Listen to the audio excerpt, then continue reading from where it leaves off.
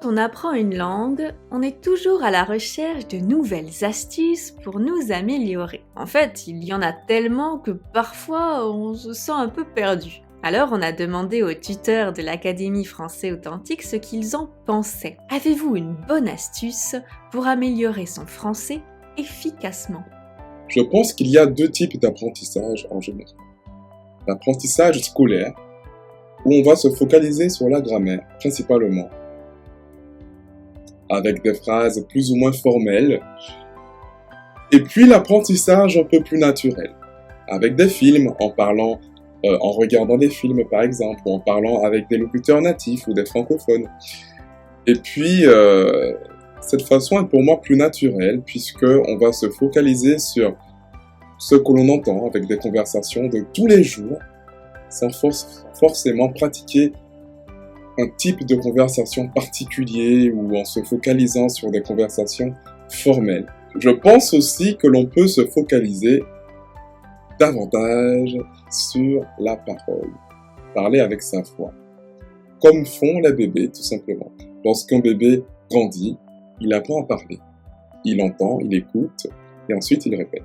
Pour moi, lorsqu'on apprend une langue étrangère, il faut être patient et en même temps, il faut produire des efforts le plus régulièrement possible. Je trouve que ça paye, chaque petit travail que l'on fait, ça paye. Vous pouvez également tout simplement penser en français.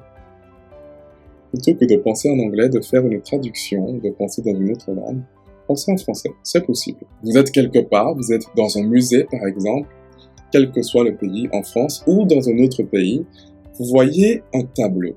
Par exemple, il y a un tableau juste ici. Au lieu de le décrire dans votre langue natale, écrivez-le en français, sans forcément réfléchir. Ou vous pouvez le faire en réfléchissant, mais de façon naturelle, vous pouvez également le faire tout simplement en pensant en français. Il faut garder en tête qu'en français, il y a 3 types de langage. Le langage familier, le langage courant et le langage soutenu. Alors, on ne parle pas comme dans les livres, mais beaucoup aussi ont peur parce que quand ils regardent des séries, ils n'arrivent pas forcément à comprendre le langage familier qu'il peut avoir dans les séries.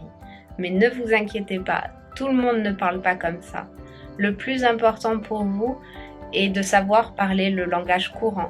Il ne faut pas oublier que tous les Français ne lisent pas Le Monde tous les jours ou Marcel Proust, et qu'il existe aussi du contenu plus adapté ou plus accessible aussi, pour éviter justement d'être un peu trop perdu et d'avoir peut-être des objectifs un peu trop hauts et difficilement atteignables. Prenez plaisir à faire ce que vous faites.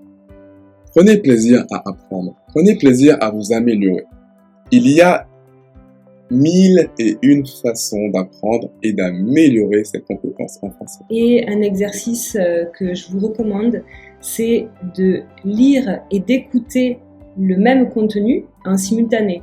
Par exemple, si vous prenez un module de Johan, l'ouvrir sur 2 fenêtres, avoir une fenêtre dédiée à la vidéo, vous allez pouvoir entendre, et l'autre fenêtre, vous allez lire le PDF en simultané. Et du coup, votre cerveau va vraiment comprendre le mot qu'il est en train de lire et le mot qu'il est en train d'écouter. Je trouve ça très efficace. Dans tous les cas, vous aurez la chance de pratiquer ces belles règles avec Français Authentique, avec moi, ou alors les autres professeurs qui sont très intéressants. Et vous, quelles sont vos meilleures astuces? Dites-nous tout en commentaire. Et on se dit à demain pour un nouvel épisode.